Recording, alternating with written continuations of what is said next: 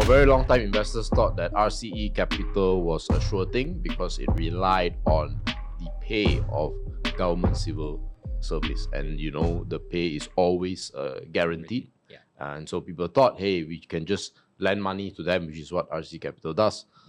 There's never going to be an issue. However, if you look at the share price, if we have the share price here, too busy to find stock ideas, check out FIRL Pro to shortcut your research time and effort by 90%. 10% off link in the comments and description. It has taken a 40% decline. Doesn't feel like a blue chip, even though people always thought it was a blue chip, right? Currently, the dividend yield is 6%, a bit higher than EPF. So does this mean that the company is attractive, or are you catching a falling knife? Now, before that, we want to explain why RCE Capital became what it became in the first place. Yeah. So you can see the largest cost in Malaysia's budget is this thing called emoluments. It's a fancy word for the pay that all the ministers receive, I believe, all the civil service receives. And so it usually represents the largest portion. It's quite stable at anywhere at the high from 37 to the low of 30%. It's one thing that the government can't cut too much.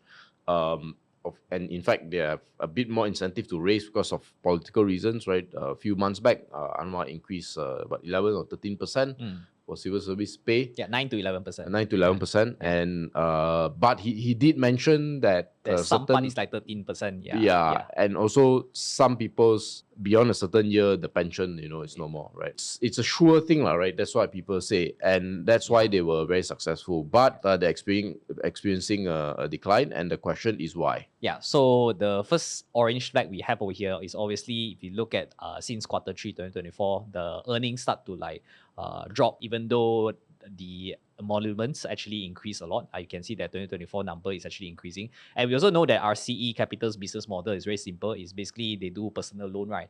But how they actually collect money back from their customers is actually through auto deduction from their salary or pay slip.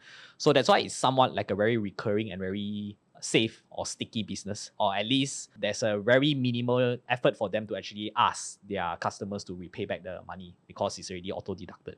But if you notice, the earnings start to drop over here, revenue also start to drop, earnings also start to drop, which means there is something wrong, or besides their sticky business model, maybe there's some sort of issue, which we're going to be talking about that later on.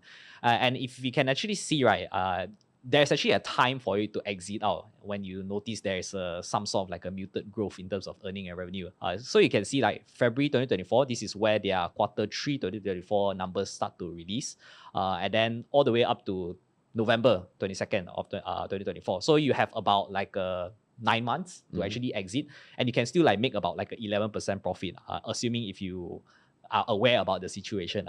So yeah, this is number one over here, which is their earnings and also revenue start to decline. Now the second one, it is, I would say, a small scandal, but then it seems like a big one. But anyway, to summarize what is happening with this scandal, right, is that there is a syndicate that has been doing some hanky-panky stuff with personal loan, getting loans from these companies, and potentially, we still don't know yet, potentially companies like RCE Capital might be affected. We're not going to go through every single story, but basically they say that they actually arrested 21 individuals, and then also a few officers, bank officers, and also one civilian that is acting as an agent. And then they also kind of detected this syndicate. They have 5 to 6 banks, and then they have a loan value of about 700 billion. And on top of that, they kind of seize a lot of luxury stuff. So there's luxury cars, cash, watches, handbags, jewelries, all those kind of things. And basically what is their investigation is that there's some sort of a fraud in terms of obtaining the approval for personal loan financing.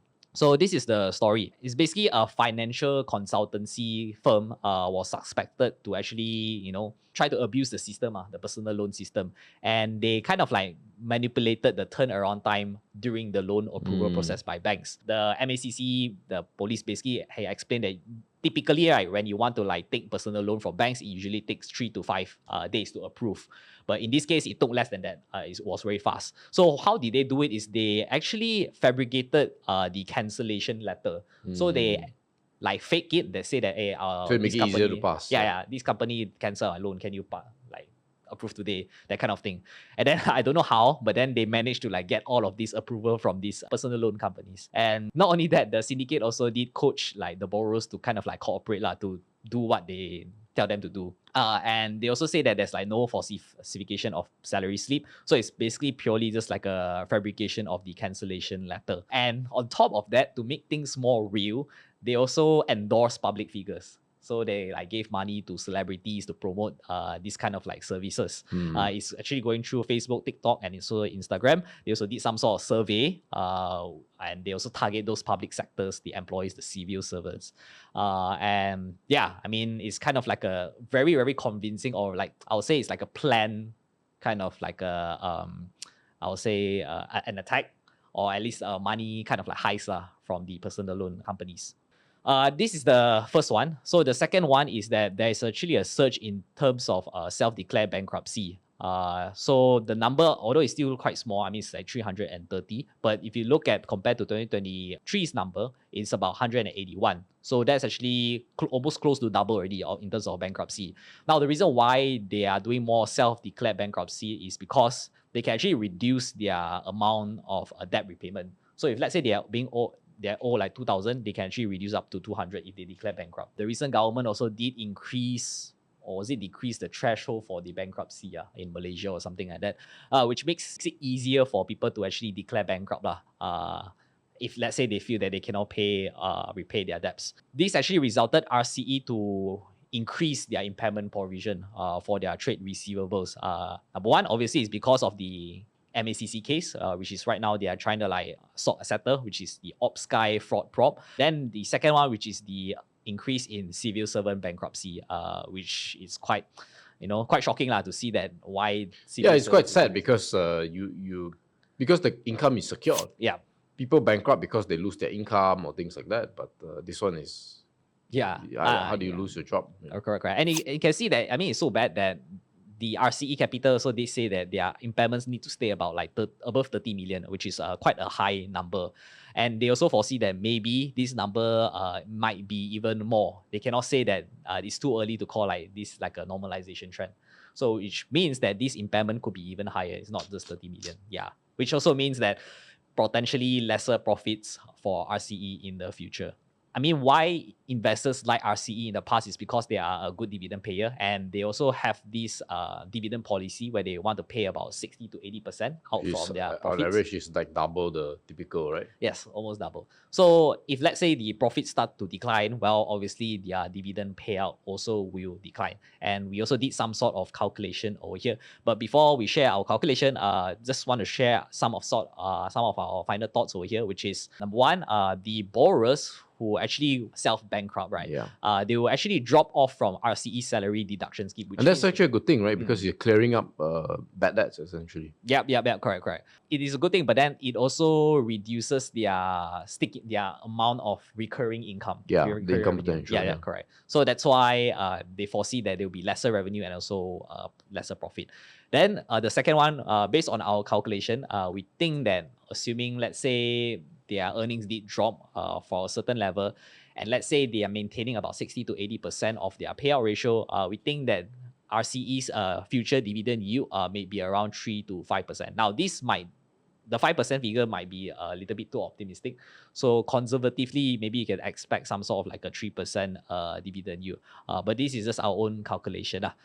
Then last but not least is whether this 40% drop in share price, is it an opportunity? I think there will be a point of time where it will become an opportunity. But obviously right now, I mean, we still don't know how much more. How big is the damage, basically. Yeah, correct. The MACC case, that aside, right, we still don't know what is the amount of bankruptcy among the civil servant. Because right now they are being very cautious, right? They say 30 million is the minimum already. So if let's say it is more, then definitely the share price might be tumbled not more because their earnings will start to drop more. But they will come to a point where I would say maybe around 2026 or maybe 2027 where you start to look interesting. So I would say, I mean, don't give up on RCE Capital yet, but you can put it inside a watch list and just monitor. Yeah. It's definitely in our watch list. Yeah. Yes. And so if you want to get more insights like that, a lot of the things we shared with our community members, days ago already. But if you are interested in getting a high quality investment community to learn about stocks, from various experts, instead of just doing everything yourself, then FIRL Pro is for you. How we do it is we have write-ups where you get to learn about companies. You just need 10 minutes. You get to speak to experts in our community. You get future discounts for all our products, things like that. You want to get a taste of what's inside, check out our free sample, right? One of the companies we covered is actually Delium, where we bought at under RM1 and so around 150-ish.